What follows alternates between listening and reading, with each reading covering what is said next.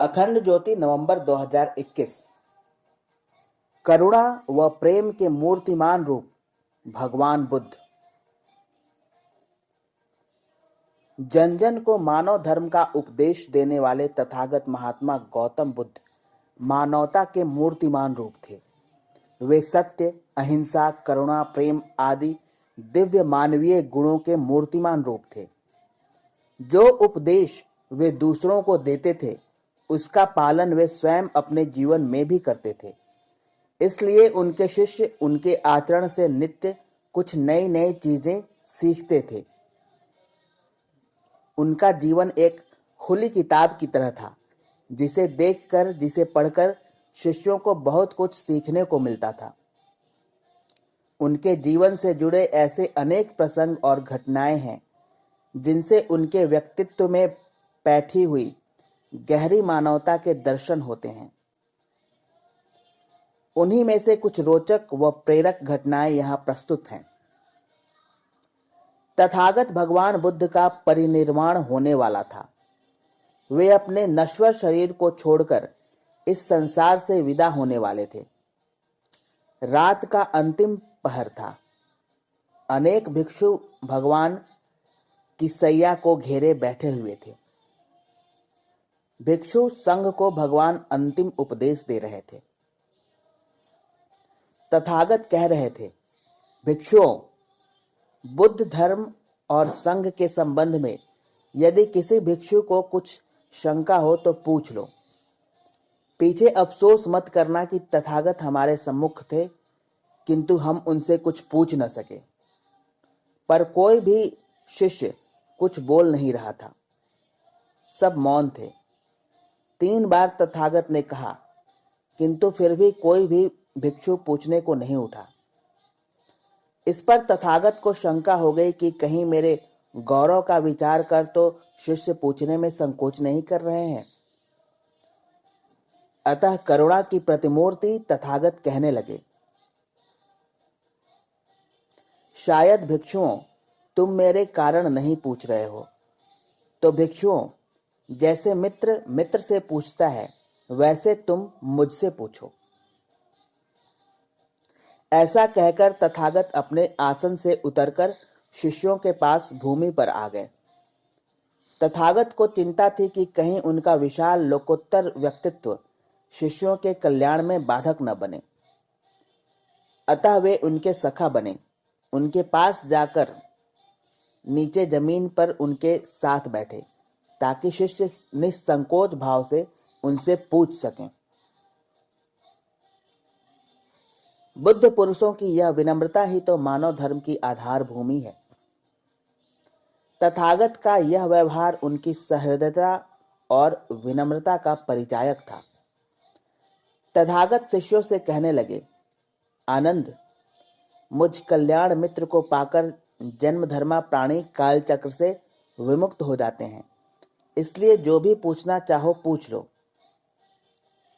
तथागत की ऐसी कल्याणकारी बातें सुनकर सभी की आंखें भर आईं। फिर तथागत ने मित्रवत भाव से भिक्षुओं से बातें की। सबने अपने अपने कल्याण मित्र से अपने मन की, अपने हृदय की बातें की। सबको समाधान भी मिला। इसी प्रकार एक दूसरा घटनाक्रम भी तथागत के परिनिर्वाण के समय का है।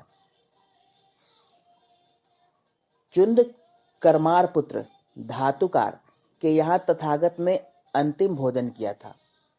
उसके बाद ही तथागत को खून गिरने की पीड़ादायी बीमारी उत्पन्न हो गई थी, जो उनके शरीरांत का कारण बनी।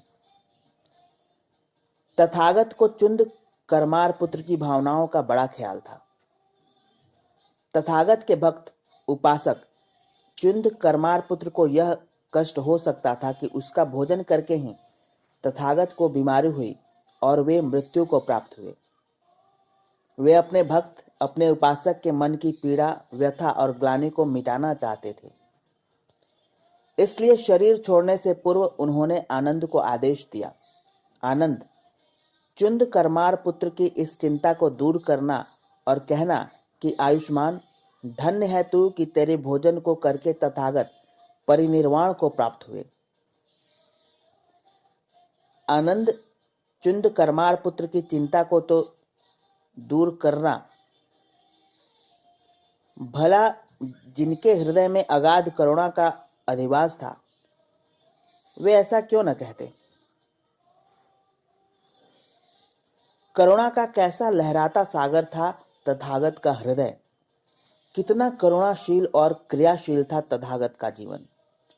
जिस रात को उनका परिनिर्वाण हुआ और जब वे रुग्ण अवस्था में शैया पर पड़े हुए थे, तब उन्होंने रात के पहले पहर में कुशीनगर के मल्लों को उपदेश दिया। बीच के पहर में सुभद्र को और अंतिम पहर में भिक्षु संघ को उपदेश देकर बहुत प्रातः ही महापरिनिर्वाण में प्रवेश किया। यह सुभद्र कौन था जिसे मध्य रात्रि में उपदेश देने के लिए तथागत ने उस अवस्था में भी समय निकाल लिया। सुभद्र एक परिव्राजक था जो अपनी कुछ शंकाओं को लेकर उस रात भगवान गौतम बुद्ध से मिलने पहुंचा, पर आनंद ने उसे मिलने से रोक दिया और कहा, सुभद्र, तथागत को तकलीफ मत दो, भगवान थके हुए हैं। भगवान ने आनंद की बात सुन ली। उन्होंने आनंद से कहा, नहीं आनंद, सुभद्र को मत मना करो, सुभद्र को दर्शन पाने दो। वह परम ज्ञान की इच्छा से कुछ पूछना चाहता है, तकलीफ देने की उसकी इच्छा नहीं है। पूछने पर मैं जो उससे कहूंगा उसे वह जल्दी ही जान लेगा। मध्य रात्रि में उस अवस्था में सुभद्र को भी तथागत से उपदेश सुनने का सौभाग्य मिला। अधिकारी शिष्य को उपदेश देने के लिए तथागत के पास कोई असमय न था। सचमुच तथागत करुणाशील थे, क्रियाशील थे। तभी उनके विराट व्यक्तित्व की छाया में अगणित साधकों ने साधना सीखी। भक्तों ने, उपासकों ने उनमें अपने भगवान को देखा, पाया और कोटिशः लोगों ने मुक्ति लाभ को प्राप्त किया और उनके उपदेश को सुनकर, उन्हें पाकर कोटिशः लोगों को नई जीवन दृष्टि व नई जिंदगी मिली। तथागत बुद्ध के जीवन की अंतिम रात्रि का संपूर्ण घटनाक्रम अनेक साधकों के लिए आज भी प्रेरणा का प्रसंग है और अनेकों को नई दिशा दिखाई पड़ता है। समाप्त।